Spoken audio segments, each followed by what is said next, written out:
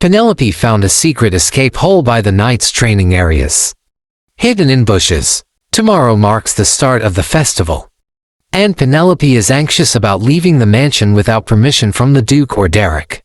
She plans to visit the secret slave market at night, urging Icles to meet her expectations. A voice from behind reveals a figure's interest in Reynold rising 4% despite not seeing Penelope in a week, raising questions about the necessity of not seeing Penelope for interest to rise. Reynold warns Penelope about her past actions, such as breaking her leg and causing the wall to extend higher. He advises Penelope to leave the mansion confidentially, citing past defamation. Penelope insists that it will not happen again while she moves away. On the first day of the festival, the protagonist was planning to escape by tying bed sheets together into a rope. She prepared for the day out, wearing a thick robe and the blank check as a reward for an incident from the Duke. Penelope struggles to hold onto a bedsheet and is interrupted by a voice from below. She glimpses into Reynold, which is room below. Reynold, standing outside, offers to catch Penelope. She is hesitant, but he assures her that he would catch her. Reynold smirks and asks if the Penelope is planning to go for a walk again. She hurries down from his arms, realizing their close face. Reynold inquired if Penelope really came to enjoy the festival, but she admitted she was enjoying it and didn't ask for anything. She admires unique jewels from a festival, but loses interest due to Penelope's overflowing jewelry box. Derek offers a platinum string bracelet with plum-colored jewels, rekindling interest. Penelope feels strangely attracted to a bracelet holding by Derek, which resembles her hair color. However, she decides to buy a mask for herself, despite wearing a robe was deemed unsuitable for the slave market, making a wise decision to purchase it.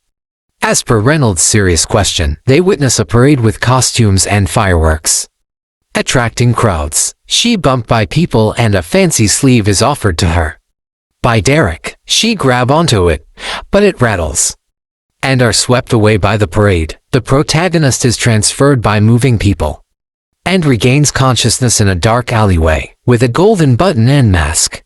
She encounters a white box revealing the start of the episode. The unlucky slave from a defeated country, Icles. She decided to go to the slave market, allowing to start Icles' route. She enters a shabby slave market upon pressing and sees people lined up with masks. After lining up, she was asked to show her invitation, but she didn't have any. A big man told that the place only accepts members, so she must have an invitation. An idea popped up on her mind and handed the carved Eckhart family button from Derek's sleeve to the man and explained that she forgot her invitation. The man welcomes her and makes a way for her to enter. A servant takes the Penelope to the front seat.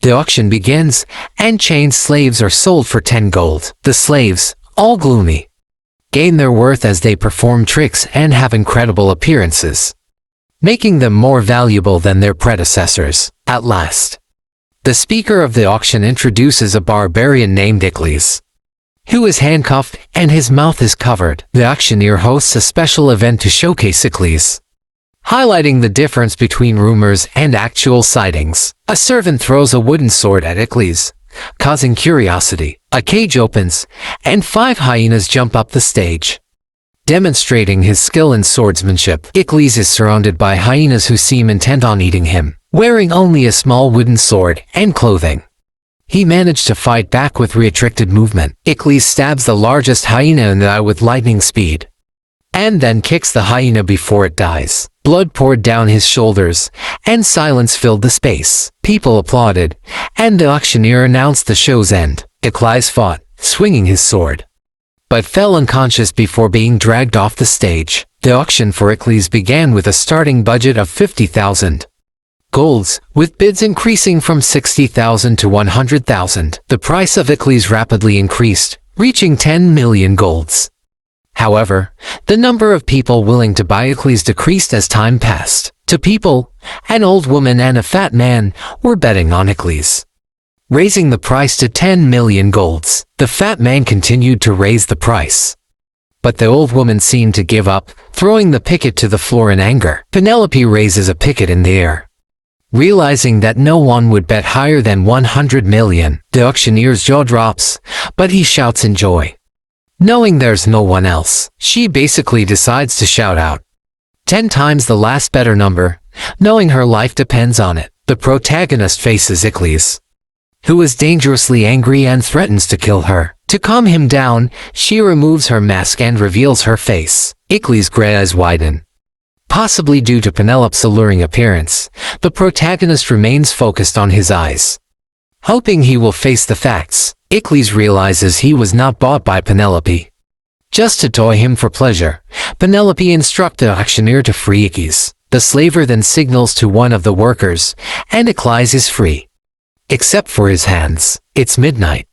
Penelope leaves a shabby building while Icles follow her. They head towards the alleyway, but a group of people, including a short but fat man, enter the alleyway and block the path. The man reveals that he is the person called Chloe, and the servant blocks him before he can reveal his identity. Upon arriving at the Eckhart mansion with Icles, the butler and Emily confronted her about her whereabouts in the middle of the night. They revealed that the young masters and knights had gone out to find her, and a slaver had come by at night. Penelope was shocked by the situation and wished she hadn't brought Derek and Reynold with her. Penelope enters the mansion and is noticed by Reynold, the Duke, who is angry, asks her to come to his office. Reynold notices Icles standing behind her, muttered in detest.